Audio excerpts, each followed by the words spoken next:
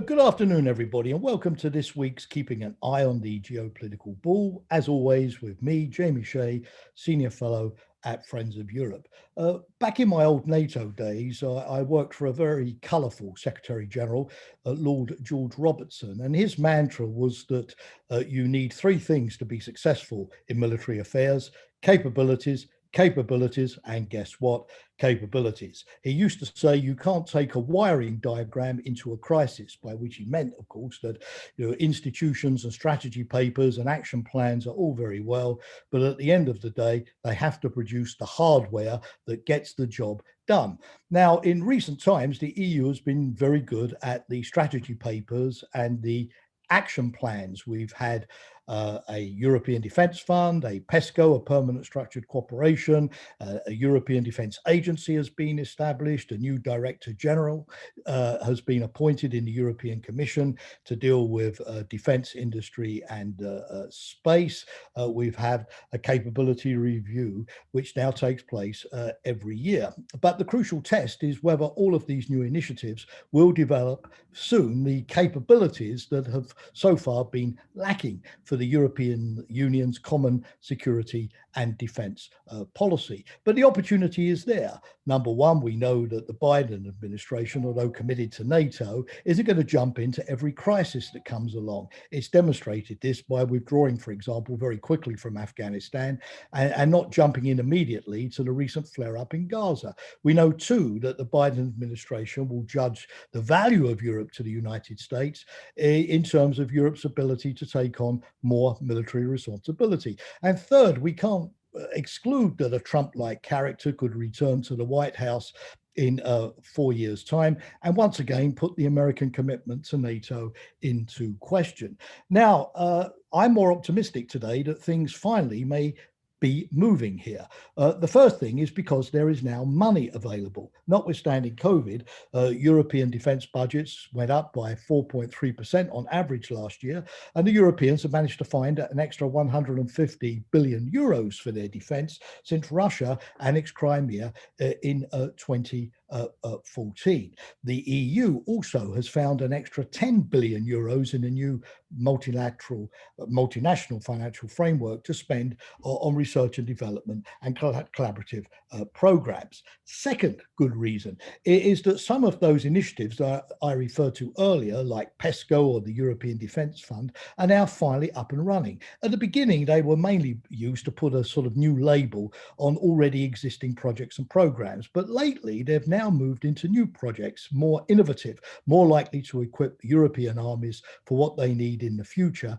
and not only for today. In the third place, the EU is building new partnerships with the small and medium-sized enterprises, with the civilian research sector, across multinational industrial programs. These are the kind of partnerships which you need to tackle the new technologies, the disruptive technologies like artificial intelligence, synthetic biology, computer science and cyber defense that are really going to drive military affairs in the 21st century. But if Europe is going to be successful, there are certain conditions that have to be met. Number one, remove all obstacles, remaining obstacles to cooperation with NATO, so that whatever the EU develops in terms of capabilities can be used for NATO missions and vice versa. Recently, the EU has developed a multi-role tanker aircraft, which can be used for NATO refueling for collective defence in Europe. That's the way to go. Secondly, focus more on research and development and innovation. At a time when the European defence budgets are going up, ironically, the percentage devoted to R&D has been going down. That needs to be fixed urgently. In third place, we need more multinational programs. Only 16% of all of the defence contracts awarded in the EU go to multinational programs across borders.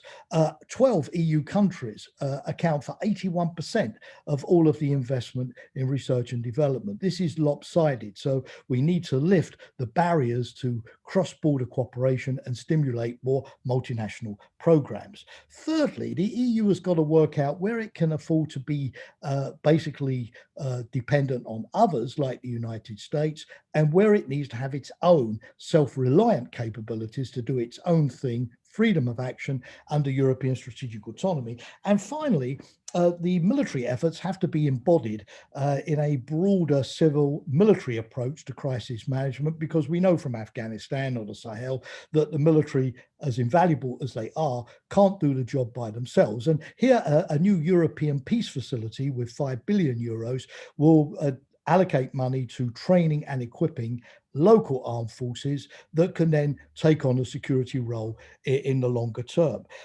So I'm more optimistic that perhaps, after many false starts, European defence is moving forward. The Portuguese presidency of the EU invited me this week to chair one of their seminars on this topic, and the session was entitled, "Is European Defence Vaccinated Against Crises?" And I think I would say that yes, we've got a good test and tracing system to know where our problems and vulnerabilities lie. Secondly, we've developed a good vaccine in the sense that we know what the answer is. We've administered the first dose of the vaccine. We're moving forward. But as with AstraZeneca and Moderna and Pfizer, it's the second shot that gives you the full protection, and the EU must make sure that it administers before too long that vital second dose. Thank you very much for watching and following today. Always a pleasure. Look forward to our rendezvous next week.